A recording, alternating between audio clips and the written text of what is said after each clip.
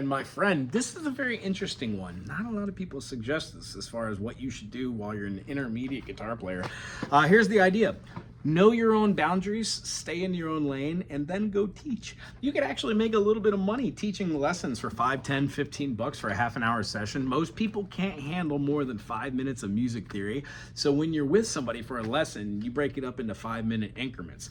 Hi, how you doing? Recap of what you did last week. Make sure we're in tune. New concept for another 5 minutes. Talk about that concept and then intertwine it into some sort of progression, or talk about scales, or talk about something you just covered. If everything's brand new, all you're realistically doing is building a vocabulary for what the first fret is, second fret, third fret, and fourth fret. I'm not going to tell you how to build your foundation of music. Mine stems from doing finger work, making sure that my fingers get nice and strong, working on different types of plucking techniques like up, up, down, down, or up, down, down, up, economical, alternating. By utilizing this system and understanding what these half steps or minor seconds are, we then can move on to whole step patterns, which actually turns out to be really exciting down the road.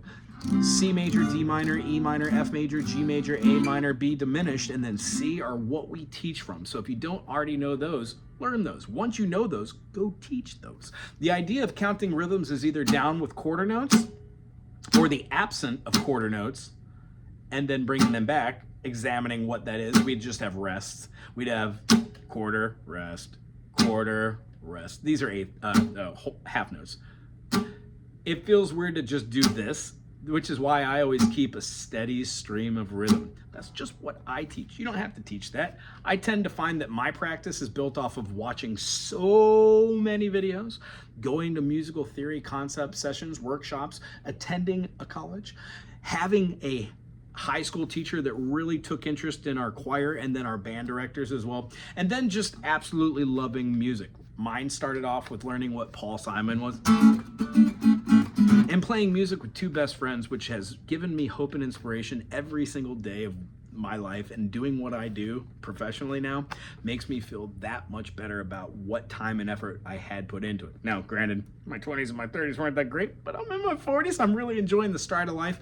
And the idea, music has taught me how to appreciate life, and life has taught me how to appreciate music. Without music, I wouldn't be who I am. And hopefully the hearts and minds that I've touched in the last 35 years of playing music all culminate into something. And if it doesn't, oh well. These might be my coup d'etat. So if you have 5 minutes a day to practice the practice of practicing, knowing what C major, D minor, E minor, F major, G major, A minor, B diminished, and then C, stemming on to know what a minor second made as a major is, how to take any chord and turn it into a 6 chord or a minor, an 11 chord. These things come with time, but I can guarantee you, if you have a student and you're teaching them how to play all the chords in the key of, let's say, D major, E minor, F sharp minor, G major, A major, B minor, C sharp diminished. Again, same chords as, what you would learn anywhere. And then you can talk and discuss about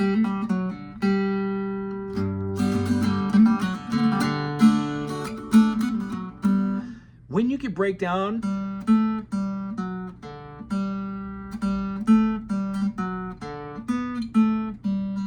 and the fingers you use alter, 2 and 4, 1 and 3, patterns start to arise.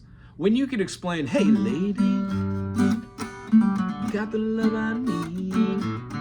When you can explain a song like Led Zeppelin's, then you are at a point where you should be not only playing those out, but teaching and writing your own music. Now, granted, this is only one person's opinion, so take it for what it's worth, a grain of salt, worth nothing.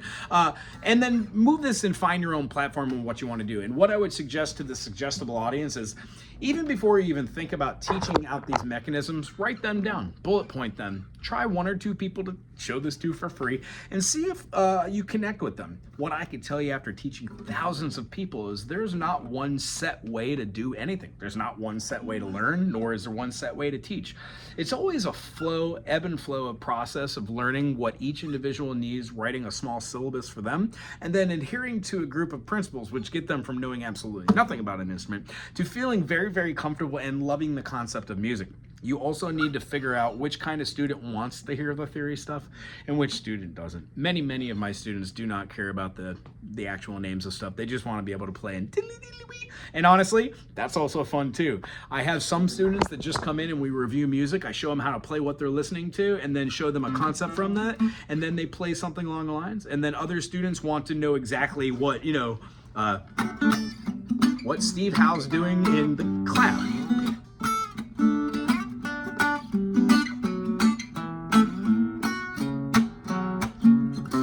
And you can define what all these are, what chords they are, and they already are things that you know because you know a C major.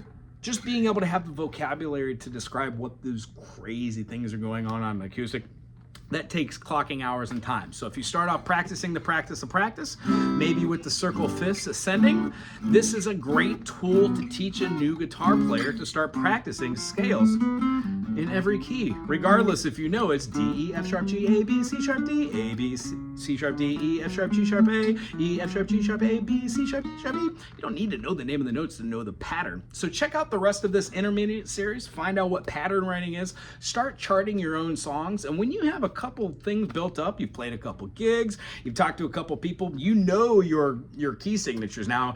E major, F sharp minor, G sharp minor, A major, B major, C sharp minor, D sharp diminished, and then E. Once you get all of your 7, and then C, 15 keys down, you can name your triads. Go start teaching. Please spread the love of music. That's all we got here today. Aloha!